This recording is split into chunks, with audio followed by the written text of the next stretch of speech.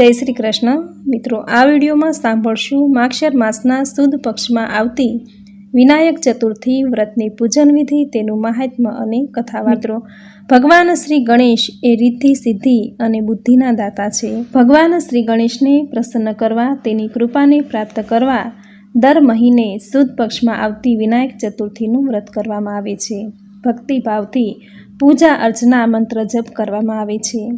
सुद पक्ष में आवती चतुर्थी ने विनायक चतुर्थी अने वध पक्ष में आवती चतुर्थी ने संकष्ट चतुर्थी कहेवामां आवे छे।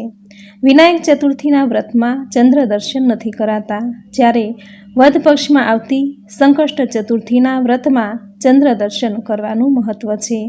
सुद पक्ष में आवती चतुर्थी में जो चंद्र दर्शन थई जाय तो दोष लागे छे।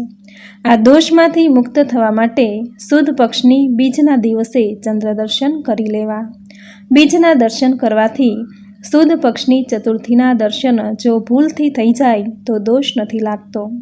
आ चतुर्थीना दिवसे भगवान श्री गणेशनी पूजा भक्ति आराधना मंत्र जप करवाथी सर्व कार्यमां सिद्धि प्राप्त थाय छे, अमृतनी वर्षा थाय छे।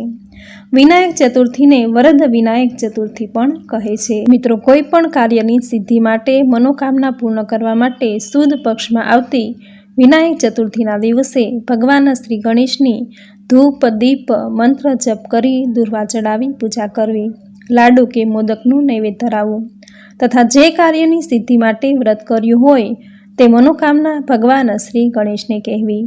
कहेवाय छे के आ रीते विनायक चतुर्थीनुं व्रत करवाथी मनोकामना पूर्ण थाय छे, दरेक कार्य सिद्ध थाय छे। तो मित्रों, कार्य सिद्धि माटे भगवान श्री गणेशनी कृपा प्राप्त करवा माटे विनायक चतुर्थीना दिवसे कराती पूजन विधि, कया कार्यो करवा, कया उपायो करवा, जेनी संपूर्ण माहिती अने विनायक चतुर्थी व्रतनी कथा आ विडियोमां आपणे सांभळशुं। जो आपने विडियो पसंद आवे तो लाइक शेर कॉमेंट करी, चेनल पर जो नवा छो तो चेनल सब्सक्राइब करी बाजुमां बेल आइकन प्रेस करी देजो।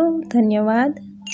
विनायक चौथ ने वरद विनायक चौथना नामे पण ओळखाय छे। दर महीने वध अने सुद पक्षनी तिथिए भगवान श्री गणेशनी पूजा अने व्रत करवामां आवे छे, जे समृद्धि अने सौभाग्यनी कामनाथी आ व्रत कराय छे। आ व्रतमां भगवान श्री गणेश अने चंद्रनी पूजानुं विशेष महत्व छे। विनायक चौथ ने वरद विनायक चौथना नामे पण ओळखाय छे। आ व्रतमां भगवान श्री गणेश ने दुर्वा अने मोदक चढ़ाववाथी सौभाग्य अने समृद्धि वधे छे। आ व्रतना प्रभावथी दाम्पत्य सुख वधे छे अने दरेक प्रकारनी आर्थिक अने शारीरिक परेशानी दूर थाय छे। विनायक चौथनुं व्रत करनारे सवारे वहेला उठी स्नान करी स्वच्छ कपड़ा पहेरवा, त्यारबाद आखो दिवस व्रत करवानो संकल्प लेवो, एकटाणुं करवुं। पूजा समये श्रद्धा प्रमाणे सोना, चांदी, पीतळ, तांबा के माटीनी भगवान श्री गणेशनी मूर्तिनी स्थापना करवी।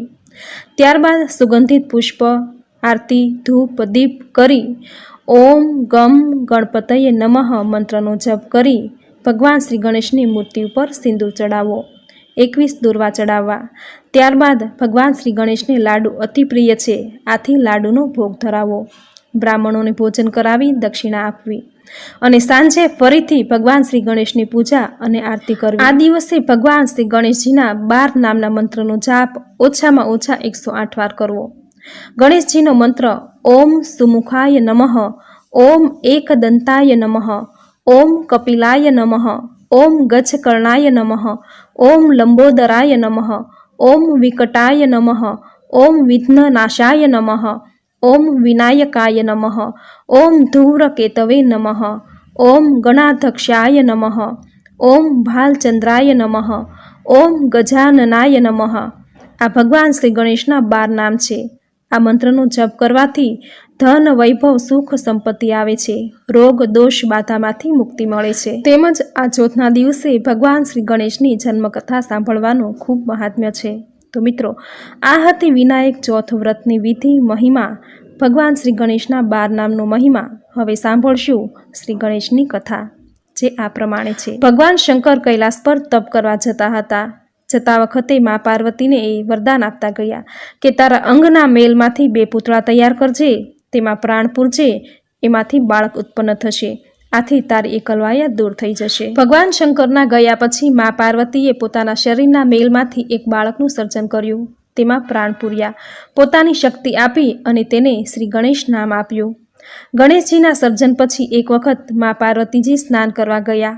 પાર્વતીએ ગણેશને આજ્ઞા આપી કે હું સ્નાન કરવા જાઉં છું, આથી કોઈને ઘરમાં પ્રવેશ ન કરવા દેજે. ગણેશજી આજ્ઞાકિત પુત્રની જેમ શિવલોકના દરવાજે દ્વારપાળની જેમ ઊભા રહી ગયા. બીજી બાજુ રાક્ષસો સામેના યુદ્ધ પર વિજય મેળવી જીતની પહેલી ખબર પાર્વતીજીને આપવા શંકર ભગવાન શિવલોક પહોંચ્યા. દ્વારપાળ બનેલા ગણેશે શંકર ભગવાને શિવલોકમાં પ્રવેશતા અટકાવ્યા. ક્રોધિત થયેલા શંકર ભગવાને ગણેશનું મસ્તક છેદી નાખ્યું. ગણેશજીના વધના સમાચાર નારદજીએ મા પાર્વતીને આપ્યા. સમાચાર સાંભળી ક્રોધિત થયેલા પાર્વતી શંકર પાસે આવ્યા અને પોતાના પુત્રને જીવિત કરવાની માંગ કરી. આથી પાર્વતીને મનાવવા શંકર ભગવાને કહ્યું કે ગણેશનું મસ્તક મળવું શક્ય નથી, પણ એક પ્રાણીનું મસ્તક ગણેશના ધડ સાથે લગાવી તેને જીવિત કરી શકાય. શંકર ભગવાને પોતાના ગણોને પ્રાણીનું મસ્તક લેવા મોકલ્યા અને કહ્યું કે જે પ્રાણી ઉત્તર દિશા તરફ મોઢું રાખી સૂતું હોય તેનું મસ્તક લઈ આવો. શંકરજીના ગણોને એક હાથીનું બચ્ચું મળ્યું. શંકર ભગવાને સૂંઢ સહિત હાથીના બચ્ચાનું મસ્તક ગણેશજીના ધડ પર લગાવી દીધું અને આશીર્વાદ પણ આપ્યા કે પૃથ્વીવાસીઓ કોઈ પણ કામની શરૂઆત તારા નામ અને તારી આરાધનાથી કરશે. આમ ગણેશનો પુનર્જન્મ થયો. લિંગ પુરાણમાં ગણેશ વિશે લખાયું છે કે ઋષિ મુનિઓએ અસુરી શક્તિઓથી કંટાળી તેમાંથી છુટકારો મેળવવા ભગવાન શંકરને પ્રાર્થના કરી. આથી ભગવાન આશુતોષે વિનાયક રૂપે શ્રી ગણેશને પ્રગટ કર્યા અને પોતાના શરીરમાંથી બીજા અનેક ગણો પેદા કર્યા. વરાહ પુરાણમાં એવું કહેવાયું છે કે ભગવાન શંકરે 5 તત્વોને ભેગા કરી ભગવાન શ્રી ગણેશનું સર્જન કર્યું હતું. ભગવાન શંકર ગણેશને અત્યંત સુંદર અને આકર્ષક બનાવવા માંગતા હતા. જ્યારે એક સુંદર અને આકર્ષક ગણેશનું સર્જન થયું તો દેવતાઓમાં ગણેશને લઈ ઈર્ષા પેદા થવા લાગી. દેવતાઓને લાગતું હતું કે હવે બધી જગ્યાએ ગણેશ જ આકર્ષણનું કેન્દ્ર બનશે. આથી દેવતાઓની વાતોનો તકાજો મેળવી શંકર ભગવાને ગણેશજીનું પેટ મોટું કર્યું અને માથું ગજાનન જેવું કરી દીધું, જેથી ગણેશના સૌંદર્ય અને આકર્ષણને થોડું ઓછું કરી શકાય. બ્રહ્મવેદ પુરાણમાં એવું કહ્યું છે કે મા પાર્વતીની તપસ્યાથી પ્રસન્ન થઈ સ્વયં શ્રી કૃષ્ણએ તેના ગર્ભથી જન્મ લીધો.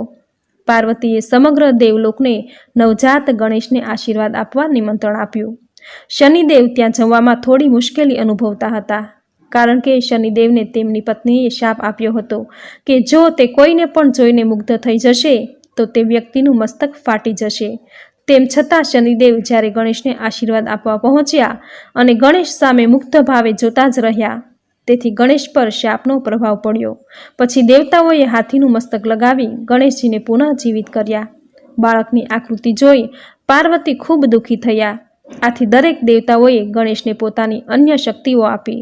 ઇન્દ્રએ અંકુશ, વરુણે પાશ, બ્રહ્માએ અમરત્વ, લક્ષ્મીજીએ રીતિ સિદ્ધિ અને સરસ્વતીએ સમસ્ત વિદ્યા આપી ગણેશને દેવોમાં સર્વોપરી બનાવ્યા. શિવ પુરાણની કથા અનુસાર એક વખત વિવાહ કરવા બાબતે શ્રી ગણેશ અને તેમના ભાઈ કાર્તિકેય વચ્ચે વિવાદ થયો. આથી બંને ભાઈ માતા પિતા પાસે ગયા. માતા પિતાએ કહ્યું, અમારા માટે તો બંને પુત્રો એક સમાન છે.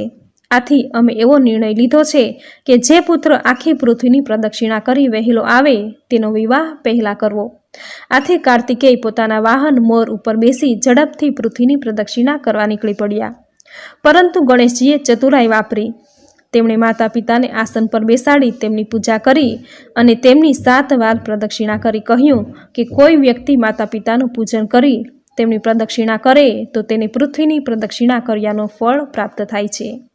ગણેશજીનો આ તર્ક સર્વે સ્વીકાર્યો અને વિશ્વકર્માજીની 2 પુત્રી રિદ્ધિ અને સિદ્ધિ સાથે ભગવાન શ્રી ગણેશના લગ્ન થયા. બોલો ભગવાન શ્રી ગણેશની જય. તો મિત્રો, આ હતી વિનાયક ચોથ વ્રતની વિધિ, વ્રતનો મહિમા તેમજ ભગવાન શ્રી ગણેશના 12 નામનો મહિમા. અને આપણે છેલ્લે સાંભળી ભગવાન શ્રી ગણેશની જન્મકથા, જે સાંભળવાનો ખૂબ મહિમા છે. દરેક વિનાયક ચોથના દિવસે આ કથા જરૂર સાંભળવી જોઈએ.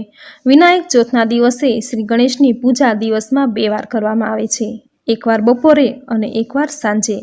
એવી માન્યતા છે કે વિનાયક ચોથના દિવસે વ્રત કરવાથી, આ દિવસે ભગવાન શ્રી ગણેશની ઉપાસના કરવાથી ઘરમાં સુખ, સમૃદ્ધિ, આર્થિક સંપન્નતા સાથે જ્ઞાન તથા બુદ્ધિ પ્રાપ્ત થાય છે. ચોથની તિથિ એ ભગવાન ગણેશની પૂજા કરવાથી બધા જ કાર્યો સિદ્ધ થાય છે અને દરેક મનોકામના પૂર્ણ થાય છે। મિત્રો, વિનાયક ચોથના દિવસે પ્રાતઃકાળે ઉઠી ભગવાન ગણેશનું નામ લઈને જ વ્રતની શરૂઆત કરવામાં આવે છે। આ દિવસે માત્ર જમીનમાં ઉગતા ફળ અથવા એવા પાકનું સેવન કરવામાં આવે છે। આ વ્રતમાં ગણપતિની પૂજા પછી સાંજે ચંદ્ર દર્શન કરીને પછી જ ઉપવાસ ખોલી શકાય। આ વ્રત અંગે ગ્રંથોમાં એવું કહેવાયું છે કે જો આ દિવસે વિધિ વિધાનથી ભગવાન શ્રી ગણેશની પૂજા અને વ્રત કરવામાં આવે તો દરેક પ્રકારના સંકટ દૂર થાય છે। પરેશાનીમાંથી છુટકારો મેળવવા વદ અને શુદ્ધ બંને પક્ષની ચોથનું વ્રત કરવામાં આવે છે। ભગવાન શ્રી ગણેશ દરેક પ્રકારના કષ્ટો હરનારા અને દરેક કાર્યમાં આવતી મુશ્કેલીઓ દૂર કરનારા છે।